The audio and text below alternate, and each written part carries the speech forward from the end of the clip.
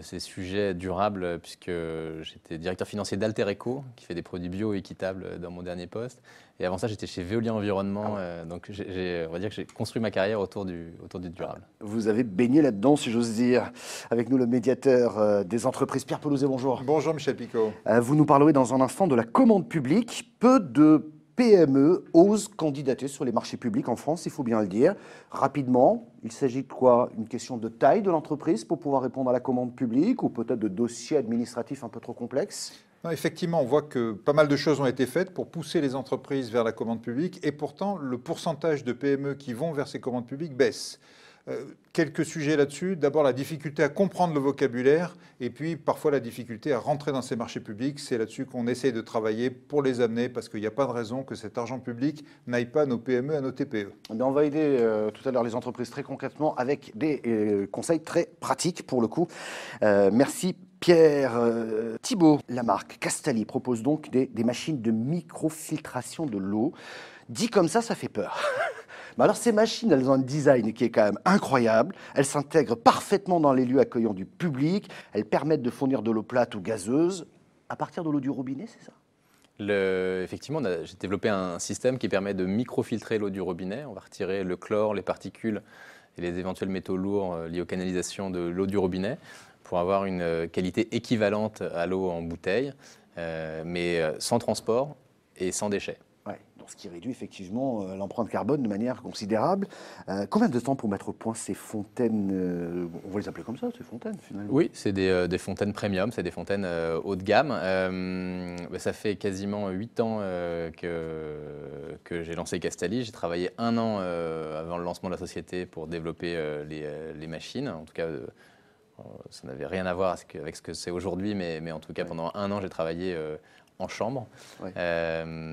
Et voilà, au bout de 8 ans, c'est au point, c'est même certifié, c'est sécurisé, enfin bon voilà quoi, il n'y a pas de... Ça marche très bien, on est en grosse accélération et voilà, sur l'année 2018, on a fait plus de 100% de croissance par rapport à l'année 2017.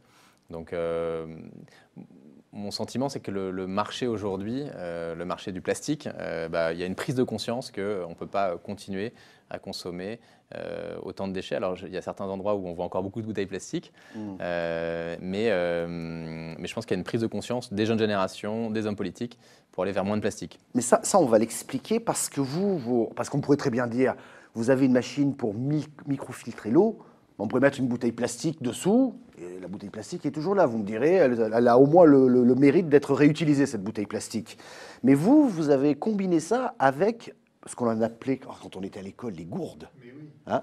Bon, sauf que là, c'est une bouteille Castalli, mais qui est personnalisable, qui est jolie, et vous incitez les utilisateurs à utiliser leur propre bouteille en verre.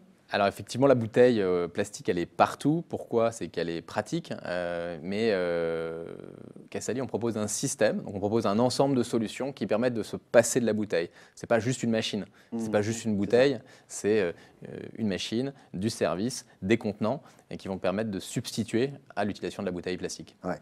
Et c'est ainsi donc qu'en 2018, grâce à vos machines et donc aux clients qui les utilisent, eh bien, c'est 11 millions de bouteilles plastiques, on va dire, d'économiser, c'est-à-dire qu'on ne les a pas produites, parce que si on les avait produites, certainement, elles auraient fini à la poubelle, il aurait fallu faire du transport, et là, vous avez économisé l'équivalent de 11 millions de bouteilles, c'est bien ça? Exactement, le meilleur déchet est celui qu'on ne produit pas, et donc Castalli fait partie de l'économie circulaire, en venant améliorer quelque chose qu'on a tous au robinet, une eau de qualité, mais on va venir lui retirer ses défauts. Ah ouais. Vos clients, ce sont des professionnels essentiellement?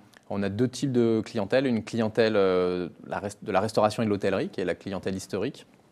Et puis, depuis quelques années, on a les entreprises qui ont une vraie prise de conscience sur la réduction des déchets plastiques.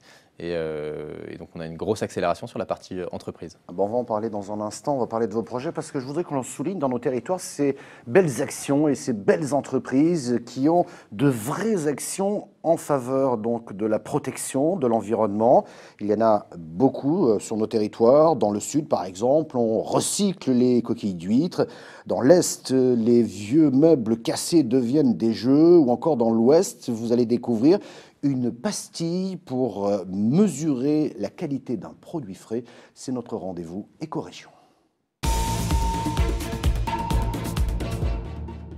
Le bassin de Thau. On récolte chaque matin jusqu'à 90 tonnes de déchets conchilicoles. Ils sont ensuite recyclés dans cette usine à Metz. Une fois nettoyés, triés et broyés en poudre, direction La Beige près de Toulouse, où la start-up Providentiel Coquillage transforme ce déchet en de multiples formes, comme ici en engrais agricole biologique. Il y avait énormément d'applications, que ce soit dans l'agriculture, ça remplace la chaux. Nourriture pour les poules, traitement de l'eau ou encore pour les cosmétiques, la coquille d'huître n'a pas fini de nous livrer ses bénéfices. Donner une seconde vie à des meubles abîmés, cassés ou abandonnés, c'est la bonne idée de ce passionné de bricolage.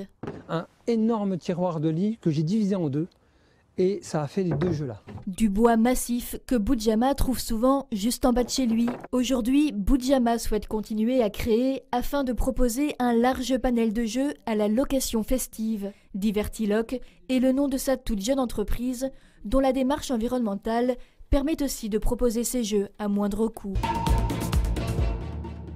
Vert on mange, rouge on jette. Voilà comment la pastille Top Cryo permet d'alerter le consommateur de la qualité d'un produit. À terme, Cryologue veut remplacer la date limite de consommation, car pour la société nantaise, les industriels fixent cette date sur des températures théoriques de 8 degrés. Certains produits sont donc jetés alors qu'ils pourraient encore être consommés. Si on y émet l'étiquette, on pourra, de façon plus sécurisée, dépasser la DLC et donc réduire le gaspillage alimentaire. Et Cryologue espère bien l'avoir débarqué à l'avenir dans les rayons des grandes surfaces. C'est intéressant de découvrir, je dirais, ces entreprises, leur implication. Alors effectivement, il y a la récupération de vieux meubles pour en faire des jeux. Je pense que cette personne travaille peut-être toute seule. Puis après, il y a des industries beaucoup plus importantes comme cette étiquette. Ce que je voulais vous faire passer comme message dans cette émission, c'est que tout le monde, à notre niveau, on peut faire quelque chose pour l'environnement. Vous êtes d'accord, Thibaut ? Moi, je suis d'accord à 100% et c'est ce que je fais depuis le premier jour où je travaille. Mais, et même si on a le sentiment, disons, je ne vais pas le faire tout seul parce que ça ne sert à rien. La première façon d'agir pour l'environnement, je pense que c'est de changer sa consommation. Et à partir du moment où on change sa consommation, on va orienter les industriels et on va les forcer à mieux se comporter. Ouais, mais pour l'instant, il y a des bouteilles de plastique, c'est commode, il y en a partout, et on a plus accès à la bouteille plastique qu'autre chose. Hein. C'est pour ça que le potentiel de marché pour Castali est exceptionnel. Vous pouvez le voir comme ça. On va parler justement de vos projets. Combien vous avez un millier aujourd'hui de clients, hein, c'est ça, qui utilisent? On a 1500 machines. 1500 machines installées. Et puis je voudrais quand même le souligner parce que l'implication elle est sincère chez Castali. Vous êtes devenu une entreprise de l'économie sociale et solidaire. C'était un engagement qui était important pour moi. J'ai profité de la très bonne année 2018 pour changer les statuts et pour inscrire dans notre ADN juridique le fait que notre mission, c'était de supprimer et de venir remplacer les bouteilles plastiques. Ouais. Voilà l'évolution de Castali, cette belle entreprise. Et c'est pas... voilà, c'est du concret. Hein, quand on dit qu'on veut lutter contre les bouteilles, on le fait concrètement et on développe des machines pour ça. Tiens, dans vos clients, vous avez des services publics, des établissements publics, de services publics? On a la ville de Paris via sa régie qui s'appelle Haute-Paris. Voilà qui est dit. Alors, vous allez le voir, et ça va être le rendez-vous du médiateur. On va parler de la commande publique. Pierre Pelouzet, pourquoi incitez-vous les PME, voire les TPE, à oser la commande publique? D'abord, en chiffres, peut-être, on a une idée de ce que pèse la commande publique dans ce pays? On a une idée, c'est de l'ordre de 75 à 100 milliards d'euros sur l'ensemble du territoire, au travers des collectivités, au travers de l'État, au travers des hôpitaux, au travers de tout ce qui représente la commande publique. Donc c'est beaucoup d'argent. Et cet argent, il y a encore 33% de cet argent allait à des PME, à des TPE. Aujourd'hui, on est descendu à 29%. Et pourtant, on essaye de faire beaucoup de choses pour que ces TPE, ces PME, ces artisans accèdent plus à la commande publique. Donc on voit qu'il y a quelque chose qui bloque. D'où l'idée de lancer ce guide, chef d'entreprise Oser la commande publique, que vous retrouvez sur le site Médiateur des entreprises, qui va faire deux choses. D'abord, démystifier un petit peu. Il y a tout un tas de termes, le DUM, la commande électronique, le numérique, le sourcing, le profil d'acheteur, voilà des mots qui ne veulent rien dire pour le commun des mortels et pourtant qui sont utiles à connaître, à comprendre pour pouvoir accéder à ces marchés publics simplement. Et puis il y a des nouveautés. Il y a le fait, par exemple, que maintenant, les marchés de l'État, vous avez des avances qui vont normalement au moins jusqu'à 20% quand vous allez vers les marchés publics d'État. Des retenues de fin de chantier qui allaient jusqu'à 5%, qui ont été abaissées à 3%. Donc vous voyez, des modifications, les marchés innovants jusqu'à 100 000 €, on n'a plus besoin de faire d'appel d'offres. Des nouveautés qui permettent plus d'accès à ces PME, à ces TPE, à ces artisans à la commande publique. Et c'est pour ça qu'on a voulu éditer ce guide. Bien sûr, je pousse toutes les entreprises qui nous écoutent à venir sur le site Mediator des entreprises le découvrir. On peut même leur envoyer un exemplaire papier si elles le veulent pour accéder plus facilement à cette commande publique.